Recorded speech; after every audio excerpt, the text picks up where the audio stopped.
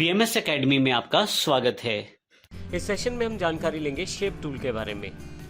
आपके पास यहाँ काफ़ी सारे टूल्स दिए गए हैं टूल बॉक्स में। यदि हम यहाँ पे क्लिक करें दूसरे नंबर वाले टूल पे तो आपके पास यहाँ शेप टूल अवेलेबल हो जाएगा। और यहाँ यदि आप देखें तो शॉर्टकट जो इसका अवेलेबल है हमारे पास वो F10 है।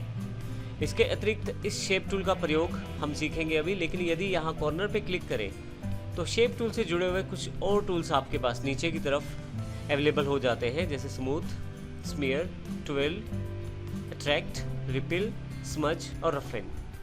अब यहाँ पे हम इन सभी टूल्स के बारे में जानकारी लेंगे बारी बारी से। आइए सबसे पहले हम शेप टूल की जानकारी लेते हैं। शेप टूल को समझने के लिए हम अपने इस ड्राइंग एरिया में कुछ ड्रॉ कर लेते हैं।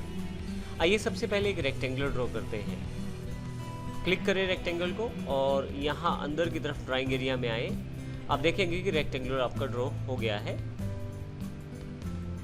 मैं यहाँ इसको स्क्रीन के बीच में ले आता हूँ। अब यहाँ से आप यदि इस शेप टूल को सिलेक्ट करें, यहाँ पे आपके पास जो रेक्टेंगल है वो सिलेक्ट हो जाएगा। अब हम इस शेप टूल का प्रयोग करते हुए अपनी बेसिक शेप्स को मॉडिफाई कर सकते हैं, और इसका सबसे अच्छा एग्जांपल आपके पास यहाँ रेक्टेंगल में दिया जा रहा है। यदि आप यहाँ देखें हिंट सेक्शन में, तो शेप टूल में हमने इस रेक्टेंगल को किस प्रकार राउंडेड रेक्टेंगल में कन्वर्ट कर दिया है। इसके लिए ज़्यादा कुछ नहीं करना, आपको कोई भी एक नोड को पकड़ें। ये जो ग्रिप्स दिखाई दे रही हैं ये कोरलड्रा में नोड्स कहलाती हैं। मैं किसी भी नोड को पकड़ता हूँ और अंदर की तरफ खींचता हूँ। आप देखेंगे अंदर की तरफ ड्रैग करते हैं अगर आप, तो आपके पास रेक्टेंगुलर जो है वो एक राउंडेड रेक्टेंगल में चेंज हो जाता है। यदि मैं फिर से इसे बाहर की तरफ लेके जाता हूँ तो आप देखें, आप उस राउंडेड रेक्टेंगल का जो राउंडेड सेक्शन है उसको कंट्रोल कर सकते हैं इन दो पॉइंट्स के साथ, यहाँ से और यहाँ से। तो इस प्रकार यदि मैं इनको बिल से वापस फिर से सिरे मिला दूँ इन दोनों के, तो आप देखेंगे फिर से राउंडेड रेक्टेंगल जो है वो सिंपल रेक्टेंगल में कन्वर्ट हो गया है। यहाँ हमने सिर्फ रेक्टेंगल के ऊपर ये ऑप्शन देखा है। हम इसका प्रयोग और भी शेप्स पे कर सकते हैं। जैसे सर्कल सेलेक्ट कर लेता हूँ यहाँ से मैं, और सर्कल बना लेता हूँ यहाँ पे। फिर से शेप टूल को सिलेक्ट करता हूँ।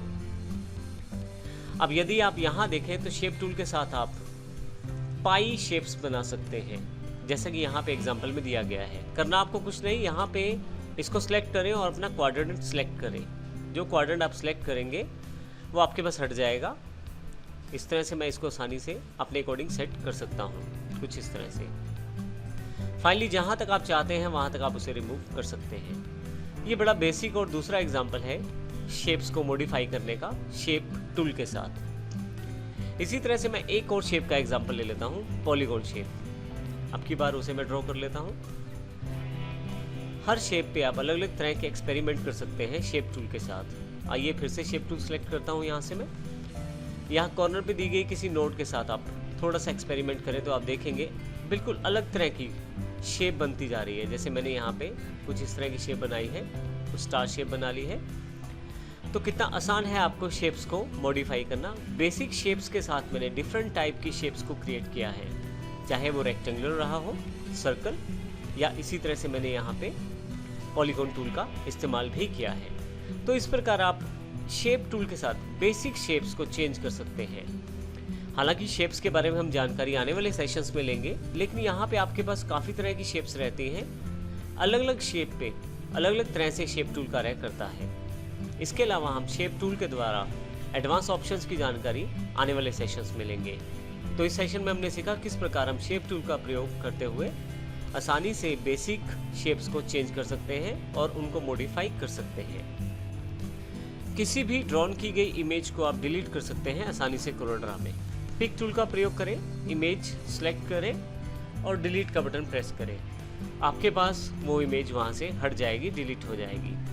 मैं यहाँ कंट्रोल Z करता हूँ। परंतु यदि आपके पास काफ़ी सारी इमेजेस हैं तो आप उन सबको इकट्ठा भी सिलेक्ट कर सकते हैं। इसके लिए मार्किंग सिलेक्शन का प्रयोग कर सकते हैं आप। यहाँ जैसे मैं सिलेक्ट कर लेता हूँ इन सबको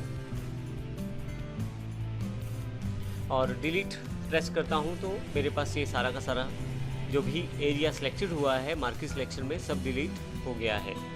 अभी मैं फिर से कंट्रोल Z करता हूँ। एक सबसे आसान और बेस्ट तरीका आपके पास सबको एक साथ सेलेक्ट करने का पिक टूल में ही अवेलेबल है। आप पिक टूल पे जल्दी से 2 क्लिक करें, अर्थात डबल क्लिक करें। आपको लेफ्ट क्लिक करना है 2 बार, डबल क्लिक करें। आपके पास जितने भी ऑब्जेक्ट अवेलेबल हैं आपके ड्राइंग एरिया में, सबके सब एक साथ सेलेक्ट हो जाएंगे। अब यदि मैं इन पे काम करना चाहता हूँ तो वो भी कर सकता हूँ, और यदि मैं उन्हें डिलीट करना चाहता हूँ तो डिलीट का बटन प्रेस कर सकता हूँ। एक साथ सारी की सारी सिलेक्शन या सभी सिलेक्टेड ऑब्जेक्ट्स डिलीट हो जाएंगे। तो इस प्रकार हम बेसिक शेप टूल के साथ कार्य कर सकते हैं, जो हमने इस सेशन में सीखा और देखा किस प्रकार हम सभी ऑब्जेक्ट्स को किस प्रकार डिलीट कर सकते हैं।